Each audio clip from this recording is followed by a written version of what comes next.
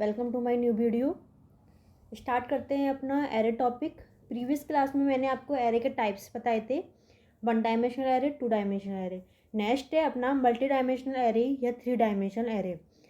3 dimensional array को 1 dimensional तथा 2 dimensional array की तरह ही डिफाइन किया जाता है। एरे को डिफाइन करने के लिए सबसे पहले क्या होती है, उसकी सबस्क्रिप्ट बनाने, सबस्क्रिप्ट जो होती है बनाने के लिए अलग अलग स्क्वायर ब्रैकेट का पेयर बनाया जाता है। जैसे 1 डायमेंशनल में मुझे एक स्क्वायर पेयर मीन्स एक स्क्वायर ब्रैकेट की नीड थी, 2 डायमेंशनल में मैंने 2 स्क्वायर ब्रैकेट की नीड हुई। बट 3 डायमेंशनल एरे को डिफाइन करने के लिए हमें क्या करना होगा, 3 स्क्वायर ब्रैकेट की आवश्यकता होगी। ठीक है, तो इसे इनिशियलाइज करने के लिए हमें क्या करना पड़ेगा, स्क्वायर ब्रैकेट सिमिलर जैसे 1 डायमेंशनल एरे 2 डायमेंशनल एरे में किया था, सिमिलर ही हमें 3 डायमेंशनल एरे में स्क्वायर ब्रैकेट की तरह ही स्क्वायर ब्रैकेट की नीड की तरह ही यूज़ करना है। जैसे मैंने एक एग्जांपल लिया कि मैंने इंटीजर डेटा टाइप दिया, जिसमें मैंने टेक्स्ट नाम का एक वेरिएबल लिया, उसके अंदर मैंने 3 स्क्वायर ब्रैकेट्स 2 3 4 इस तरह से मैंने उसका इनिशियलाइजेशन कर दिया। ठीक है, तो 3 स्क्वायर ब्रैकेट हो गए, फर्स्ट सेकंड थर्ड। ओके, तो इस तरह के सेट जो होते हैं, जैसे एन वैल्यू जो हमारी एक लिस्ट होती है, लिस्ट में अगर एन वैल्यूज़ है तो एन वैल्यूज़ के लिए हमें मैट्रिक्स की कौन सी यूज़ करनी पड़ेगी, या तो मल्टी डायमेंशनल एरे यूज़ करनी होगी या 3 डायमेंशनल एरे को हम यूज़ कर सकते हैं। तो सिमिलर इसके अंदर एक एग्जांपल दिया हुआ है कि इंटीजर डेटा टाइप है जिसके वेरिएबल नेम है टेस्ट 2 3 4 मीन्स जो रोज़ हैं कॉलम्स हैं वो सारी चीज़ें इसमें ली हुई है, 3 4 2 3 इस तरह से मैंने क्या किया, कॉलम्स के अंदर 4 वैल्यूज़ ले ली और रोज़ मेरी क्या है कि 4 ही रोज़ होगी और 4 ही हमारे कॉलम्स हो जाएंगे। तो इस तरह से हमारी मैट्रिक्स जो होगी रिप्रेजेंटेशन होगा। तो मैं एक एग्जांपल ले लेती हूँ, उसके थ्रू मैं आपको एक्सप्लेन करती हूँ। सबसे पहले मैंने इनिशियलाइजेशन किया। इनिशियलाइजेशन में मैंने आई जे के टेक्स्ट के अंदर आपकी जो भी ब्रैकेट थे उनके अंदर मैंने साइज दे दी 2 3 2। ओके, तो array can be store 12 element. 12 element कैसे हुआ, ये तीनों मल्टीप्लाई हो जाएंगे, कैसे 3 2 जा 6 6 2 जा 12, इस तरह से ये 12 एलिमेंट इसमें गिवन होंगे। तो प्रिंट कराना है 12 एलिमेंट्स और इसके लिए लूपिंग चलेगी, फोर लूप। देन इसके बाद इनर लूपिंग चलेगी, मतलब नेस्टेड इनर लूपिंग होती है कि लूप के अंदर लूप इनिशियलाइजेशन होता है। तो फोर लूप आई बराबर 0, i is less than 2, i plus i means पहले हमने क्या किया, इंक्रीमेंट किया, देन उसके बाद वैल्यू इनिशियलाइजेशन किया। तो इस तरह से हमें इसमें लूपिंग करनी है। फिर सिमिलर ही हमें क्या करेंगे, जे के लिए किया है, तो जे के लिए हमें 3 वैल्यूज़ लेनी पड़ेगी। तो j is less than 3 plus plus j, similar 4 use करेंगे और के लिए हमें क्या लिया 2, क्योंकि 2 पर हमारा के है, तो के is less than 2 plus plus के। तो इस तरह से मैंने क्या किया, लूपिंग स्टार्ट की और उसके अंदर इनिशियलाइजेशन दे दिया। मैंने मैट्रिक्स ली है उस मैट्रिक्स के अकॉर्डिंग ही मैंने लूपिंग चला दी।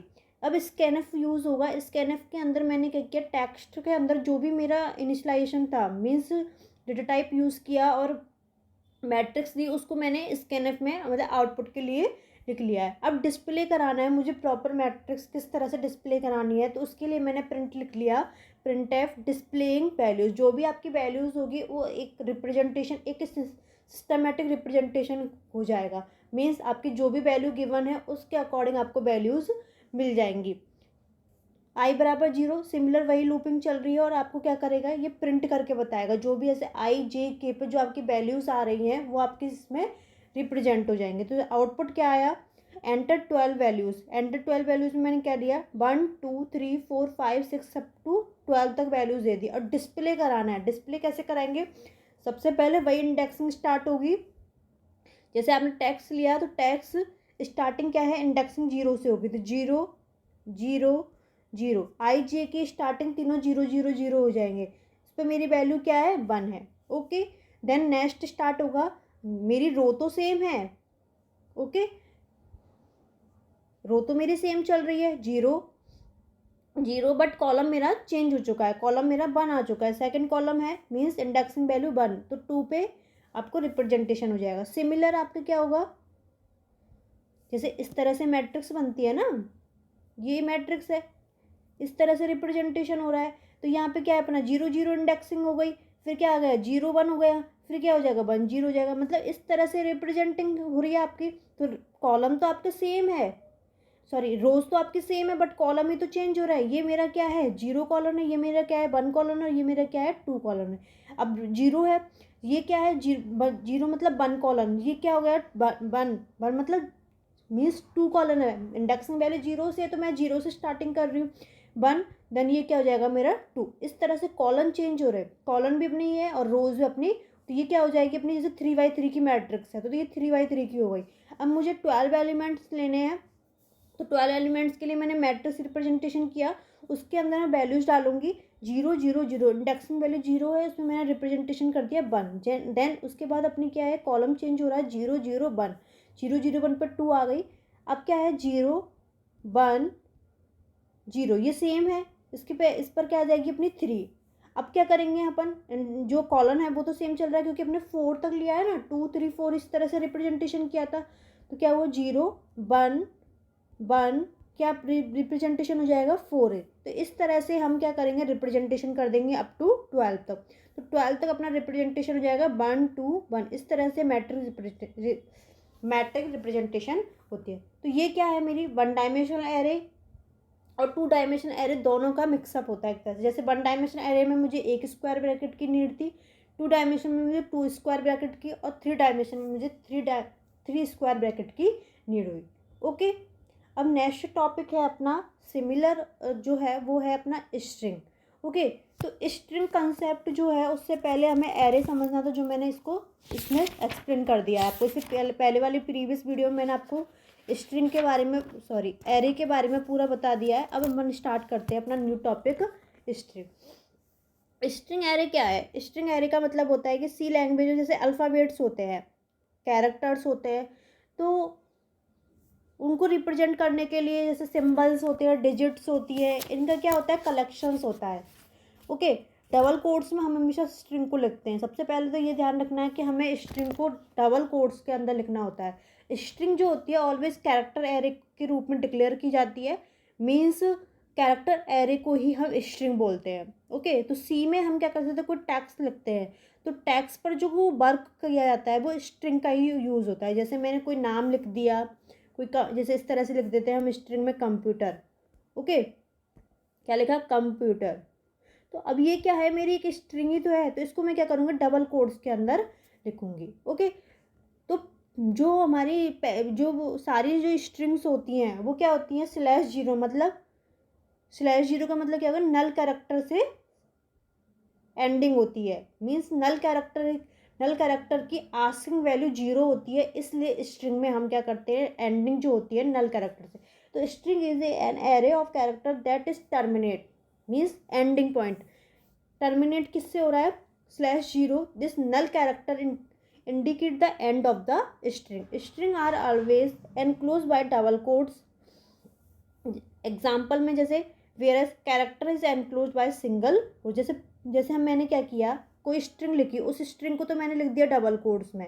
ओके, कंप्यूटर लिखा उसको मैंने डबल कोट्स में, बट मैं कैरेक्टर को क्या करूँगी सिंगल कोट्स में लिखूंगी। जैसे इस तरह से सिंगल कोट्स में हम क्या करते हैं कैरेक्टर को लिखते हैं। ओके, तो ये क्या है कैरेक्टर रिप्रेजेंटेशन तो हम सिंगल कोट्स में करते हैं, बट स्ट्रिंग को रिप्रेजेंट करने के लिए हमें डबल कोट्स का यूज़ किया जाता है। Okay, C language the group of characters, digit and some symbols enclosed with double quotes।